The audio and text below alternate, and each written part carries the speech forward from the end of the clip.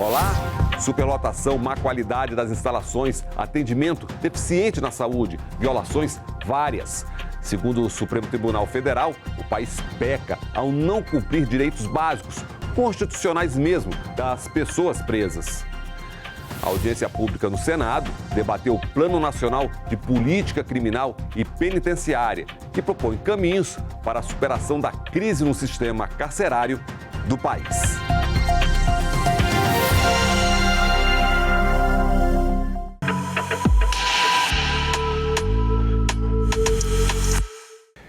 Diz a Constituição, é assegurado aos presos o respeito à integridade física e moral. E ninguém será submetido a tratamento desumano e degradante.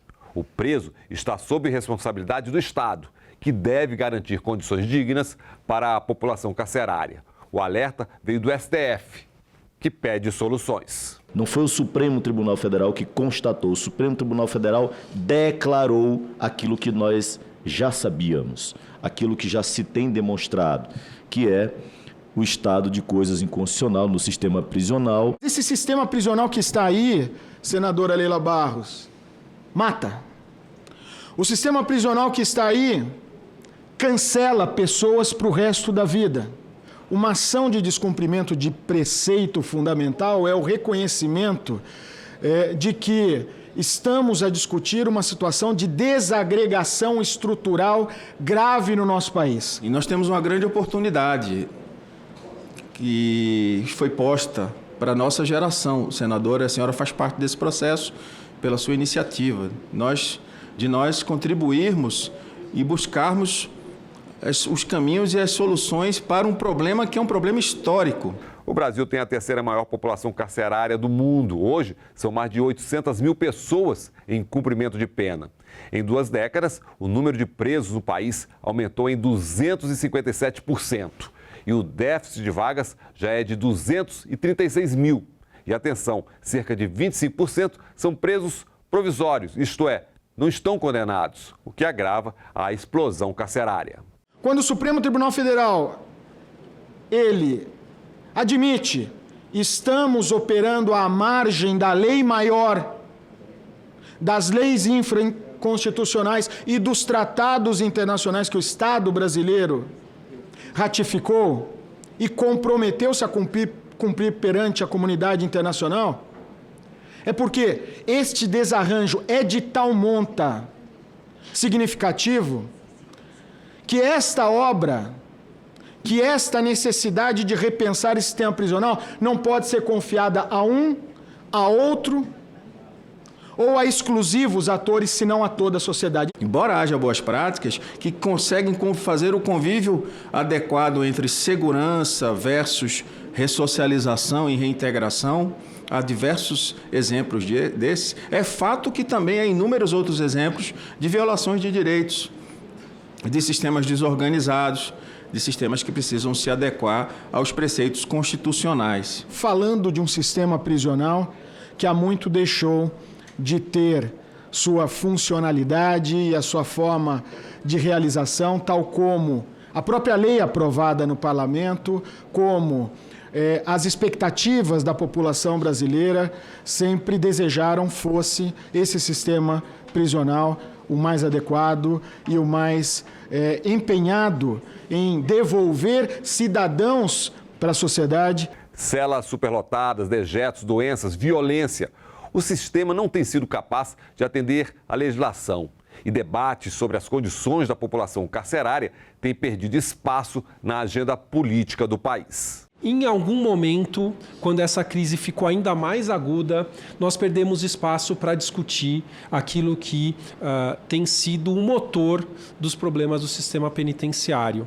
Isso fez com que toda a sociedade talvez perdesse o compasso da necessidade de medidas emergenciais para solucionar aquilo que são problemas crônicos. Muitas vezes são tratados como crises, quando acontece algum episódio de projeção nacional, uma rebelião que tenha a maior repercussão, ou uma situação de massacre, como muitos que nós já vivenciamos na história do sistema penitenciário, mas é fato que nós perdemos um pouco o compasso da importância de tematizar a urgência dos problemas do sistema penitenciário. O STF se manifestou contra a violação de direitos fundamentais previstos na Constituição.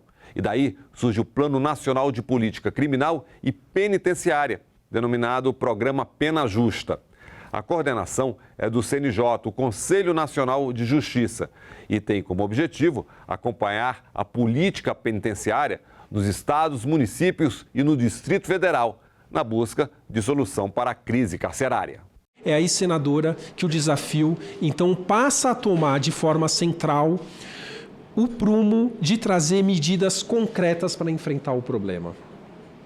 Por isso a ideia de ter um plano, por isso a ideia de ter medidas objetivas e concretas, por isso engajar os diversos agentes públicos e da sociedade civil nesse esforço que tem que ter uma direção muito clara, muito direta e muito imediata. Nos colocam numa situação a desafiar, portanto, todas as autoridades, no sentido de nós termos que nos reinventar, de buscarmos agora a proposta de uma própria refundação desse sistema prisional, a partir justamente desse reconhecimento. O que está aí não funciona, o que está aí não está bom, louvando iniciativas, práticas, pontuais, arranjos circunstanciais, muito significativos em todas as partes do país. O Supremo Tribunal Federal precisou ser chamado a se colocar por conta do tamanho, por conta do problema ser um problema estrutural. Ele atingir tantas dimensões da nossa institucionalidade que era necessário, então, uma resposta também estrutural, que envolvesse tanto institucionalmente o Supremo Tribunal Federal, como todos os agentes públicos da institucionalidade que se relacionam com o sistema penitenciário. Nós estamos falando, nesse primeiro momento, apenas do plano nacional, porque o Supremo também determinou que nós devemos construir planos estaduais e o distrital, mas primeiro o plano nacional, que são as proposições macro, a coordenação geral de uma política ou de uma recomposição de uma política que se aspira uma política de Estado. E na revisão de procedimentos do sistema carcerário, muitos desafios pela frente. A ressocialização dos presos é um dos principais deles. As dificuldades do Estado na reintegração social das pessoas privadas de liberdade. Se fala muito e de forma muito crítica ao sistema de ressocialização, de reintegração social. Nós sabemos dessas críticas especialmente porque nós vivemos um contexto social em que muitas vezes o processo de socialização não é absoluto na nossa sociedade, mas é fato que o sistema não promove a integração social da pessoa presa. Esse descompasso, ele é tão grande que esse sistema já não responde às finalidades para qual ele existe. Sobretudo, interagindo com pessoas e submetidas essas pessoas à condição de proteção de Estado, mas de pessoas que estão ali a resgatar uma sanção penal, a cumprir uma pena privativa de liberdade ou qualquer outra dentre aquelas previstas na nossa legislação, mas que o façam com qualidade e com eficiência e com aquele sentimento de que se está cumprindo uma pena justa, uma pena decente e uma pena que resgate essa pessoa, devolvendo o espaço de cidadania que essa pessoa merece entre nós. De um lado, um sistema desestruturado que não consegue cumprir direitos. De outro, a sociedade insegura, que cobra maior rigor das políticas prisionais. O Congresso reagiu. Uma nova lei tratou de medidas sobre monitoração eletrônica dos presos, realização de exame criminológico para progressão de regime e restrições ao benefício da saída temporária. O governo vetou, o Congresso derrubou o veto. A saída temporária foi tema na audiência pública. A legislação e o Estado diz que a pessoa tem direito a trabalhar, a sair para trabalhar. A legislação já deu essa condição à pessoa. Para sair para trabalhar, a sair para estudar. Mas a legislação está dizendo que essa pessoa não pode sair no Dia das Mães e dar um abraço na sua mãe. Em ouvir da sua mãe o quanto é importante tê-la em liberdade, em condições de socialização, em condições de viver com a família como uma expectativa de cumprimento da pena. A legislação está dizendo isso. A mesma legislação que é capaz de punir, que é capaz de colocar a pessoa presa numa situação degradante, ela também faz um esforço para afastar a pessoa da sua família. Em algo que é absolutamente contraditório aos esforços. Muitas vezes os esforços políticos feitos também dentro dessa casa para que a família seja valorizada. E aí qual é a consequência? Muito direta.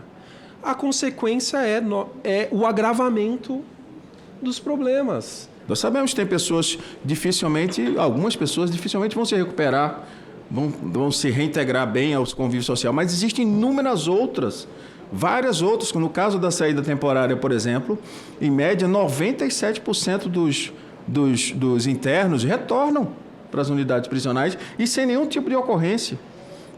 Então, nós estamos prejudicando 97% da população prisional, em detrimento dos 3 ou 4% que não retornam, ou que retornam tardiamente, ou que praticam os crimes que são noticiados. Nós sustentamos que este projeto de lei, agora lei, não serviria aquilo que está sendo apresentado para a sociedade como a panaceia para diminuir a criminalidade, para proporcionar mais segurança pública, que é um anseio legítimo da sociedade. O que representa a maior parte do encarceramento no Brasil não são os crimes contra a vida, ao contrário do que as pessoas pensam. Os crimes contra a vida representam uma parte menor. Quem mais vai se prejudicar com o fim das saídas temporárias são pessoas que cometeram crimes mais leves, delitos mais leves. Nós, que somos magistrados, atuamos no sistema de justiça e na execução penal há décadas, temos visto como estes institutos criados por esta lei não funcionam.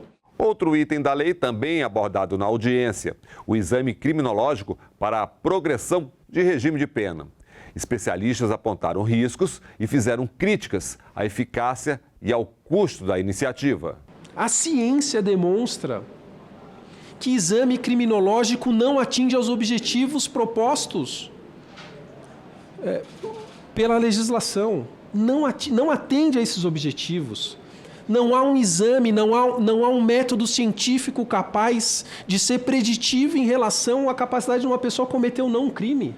Uma pessoa sã pode cometer um crime, uma pessoa em transtorno pode cometer um crime em várias condições que a ciência e a humanidade é incapaz de prever e conter. O exame criminológico ele só traz um problema operacional e um problema para a garantia de direitos. O que se tenta descobrir no exame criminológico, senadora Leila? Primeiro, tenta-se adivinhar se há probabilidade que em certas circunstâncias alguém que eventualmente tem a expectativa de sair, possa eventualmente voltar a cometer crime. Tem alguma profissão que tenha este poder de, a partir de uma análise de dados e entrevistas, chegar à conclusão de que alguém eventualmente voltará a cometer crime ou não? A pessoa que foi abandonada pela família, não tem família, não passa. A pessoa que não tem proposta de emprego, você tem já uma análise, a possibilidade de um emprego, não passa. Essas são as questões que tem família. Se for abandonado pela família, senadora, pesa negativamente no exame criminológico. É uma parte, por exemplo, do que os assistentes sociais tentam investigar no exame criminológico. Ou seja, a pobreza é novamente criminalizada. Vai proporcionar condições para que as pessoas passem por um exame? Quando faltam funcionários, quando faltam servidores, quando a agenda dos profissionais da área é cada vez mais ampla no sentido de valorização e de precarização da sua forma de trabalho, como é que o sistema vai se organizar para aplicar uma regra que está sendo trazida até em contraponto àquilo que a própria ciência diz? E no cenário de crise, dúvidas. Como melhorar o sistema carcerário? Como elaborar planos e implementar ações sem dinheiro, sem recursos? Política pública não se faz sem recurso. Nós temos um grande desafio, senadora. O Fundo Penitenciário Nacional, que é o fundo que financia tudo isso, desde 2016, ele vem sofrendo um processo de desidratação, de ataques que o tornam hoje quase que irrelevante. Nós saímos de 2 bilhões, 1 bilhão e 900 milhões de reais em 2016, para hoje algo em torno de 360 milhões. Os problemas só se agravaram, se tornaram mais complexos, mas esse plano ele só vai se tornar viável se nós tivermos também a disposição para discutir a questão orçamentária, a reposição suficiente e adequada para o Fundo Penitenciário Nacional, que é a única fonte de orçamento, tanto para o sistema penitenciário federal, que são aquelas 5 unidades de segurança máxima que todos conhecem, essas são administradas diretamente pela Secretaria Nacional de Políticas Penais, mas também para que nós possamos financiar as atividades nos estados. Vimos aí, a manutenção das instituições exige investimentos, gera custos para o Estado. A capacidade de autossustentação do sistema carcerário. O sistema ele pode não ser autossustentável, mas ele pode produzir muito. E talvez isso se consiga, não ao ponto de ser autossustentável. Temos aqui um bom exemplo, com a presença, e aproveito a presença aqui do Rafael Velasco, que foi secretário nacional de políticas penais, é do Maranhão, e lá nós temos um sistema prisional em que se produz os móveis, senadora. Todos os móveis da Secretaria de Educação do Estado são fabricados no sistema prisional. O fardamento para todos os alunos das escolas públicas são fabricados no sistema prisional.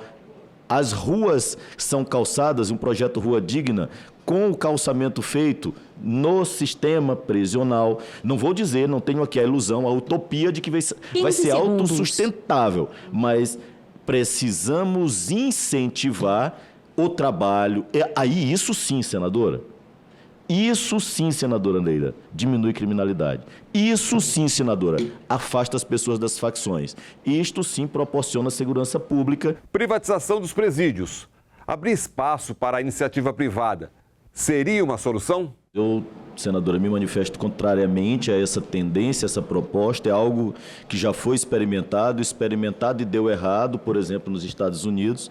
Eu tive a oportunidade, senador, de ter sido convidado pelo governo americano para participar de um período de debates em vários estados americanos sobre o sistema prisional americano, e um dos fracassos do sistema prisional americano é exatamente a privatização, que aqui se apresentou como uma solução. É caro, não é melhor do que o sistema público. O que nós precisamos é fazer funcionar bem o nosso sistema e não o de tentar copiar um modelo fracassado. Algumas posturas no passado adotadas em alguns países, que estão sendo revisadas, nós estamos querendo adotar agora. Ou seja, nós estamos atrasados, com pressa e errados quando discutimos determinados temas.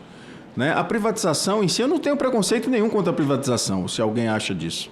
O que eu tenho são algumas considerações. Uma delas também gera custo, o discurso é contraditório. E sem o básico do Estado, a ameaça que vem de fora. Para alguns, o encarceramento em massa fortalece o comando das facções dentro dos presídios. E o país precisa de uma política específica de enfrentamento ao crime organizado. Quando o Estado é incapaz de oferecer uma porta de saída, uma porta de socialização, uma porta de acolhimento à família, se o Estado não oferece, por meios até algumas vezes ilegais, outros espaços de socialização são oferecidos. E no Brasil hoje é algo que é até intuitivo. As pessoas tem a real dimensão do quanto o Estado acabou colaborando para o fortalecimento das organizações criminosas. Lamentavelmente, senador, uma das coisas que destruiu a segurança pública em nosso país era um modelo em que colocava 100, 200, 300 pessoas em um galpão sem nenhuma separação. Isso não é possível. Precisa ter um limite máximo de pessoas em cela, exatamente para dificultar a atuação das facções do crime organizado, dificultar esse modo de organização interno deles. Faltou Estado. Esse espaço não ocupado pelo Estado está sendo vilipendiado por outros grupos e organizações, estas sim, que aterrorizam a nossa sociedade e comprometem a segurança de todos. Penso, senadora, que talvez esse seja o maior problema da segurança pública hoje no Brasil. O enfrentamento do crime organizado, das facções do crime organizado e do que elas representam. O enfrentamento daquelas que efetivamente têm poder econômico, estrutura e condições de, em algumas circunstâncias, até enfrentar o Estado. Organização precária, direitos não cumpridos, um plano a ser implementado. E o Legislativo é chamado a participar. Esta audiência hoje faz parte da construção do plano. E aqui, se eu posso dizer dessa maneira, senadora Leila, a senhora um pouco é uma madrinha desse plano também, na perspectiva em que lidera essa discussão dentro do Senado Federal, com a presença qualificada de todos os senadores que compõem essa comissão, que compõem essa casa, que compõem o parlamento. A vontade é, no melhor sentido, de podermos aproveitar esta grande oportunidade, este grande momento histórico. Nós vamos ser cobrados no futuro, se nós não soubermos aproveitar adequadamente este momento. Nós temos uma responsabilidade muito grande, porque o que nós estamos fazendo aqui, dessa discussão e o trabalho que está sendo elaborado com o Plano Nacional, no futuro, talvez nem tão remoto assim, as pessoas vão estar olhando. Nesse momento, a sociedade e o sistema de direitos e garantias fundamentais do Brasil precisa desse legislativo nesse esforço. E é por isso, então, que o Supremo Tribunal Federal, ao reconhecer a necessidade de nós revalidarmos esta composição de forças, de estrutura, de serviços, assinou não só um prazo, mas fez uma convocação geral, senadora Leila, a todos, não excluindo ninguém, a todos, a começar do próprio Poder Judiciário, passando pelo próprio Poder Executivo, e também não deixando de lado as responsabilidades inerentes a esta casa, aos nossos parlamentares, e, sobretudo, trazendo ao debate a participação da sociedade civil. Melhoria das prisões, reinserção social, garantia de direitos, requalificação, Estado, Parlamento e a urgência para mudar a política penitenciária. Se nós queremos ter um futuro enquanto nação, se nós queremos realizar todo o potencial de nação que nós temos, nós precisamos valorizar os direitos e as garantias fundamentais. Os direitos humanos e os direitos fundamentais são a base, o alicerce para que esse país realize as suas potencialidades. Um país que trate o sistema penitenciário, os problemas do sistema penitenciário, da forma como nós estamos tratando, sem solução de urgência para os seus principais problemas, está condenado a agravar uma situação social de desigualdades estruturais e de um Estado incapaz de prover o bem-estar da sua população. O Supremo Tribunal Federal, na DPF 347, ele nos deixou 3 pistas. Este plano precisa falar de vagas, quantidade de prisões, de qualidade de vaga. Esse plano também precisa abordar a ambiência prisional, a qualidade dos serviços e da infraestrutura. Os processos, disse o Supremo Tribunal Federal, de reinserção social, eles precisam ser requalificados. A gente deseja muito se aprofundar nesses temas, discutir, mudar de posição quando a gente entender que está errado e tem que mudar mesmo. não é? E fazer com que esse plano, esse conjunto de medidas que vão ser propostas aí com o trabalho de várias mãos e a participação de muita gente, seja de fato algo que faça diferença no sistema penitenciário brasileiro. Eu quero dizer a vocês que a indignação de vocês eu percebi muito clara, tá? Perceba a força e a vontade de querer transformar, modificar esse cenário. E que nós vamos trabalhar, vamos provocar dentro desta casa e, quem sabe, dentro do próprio Congresso, porque aqui é Senado Federal, né? Nós somos um Congresso que tem 2 casas e esse debate não termina por aqui. É isso, fazer diferente, cumprir a Constituição, justiça, dignidade, segurança para todos os cidadãos brasileiros. O Em Discussão fica por aqui. Até o nosso próximo programa.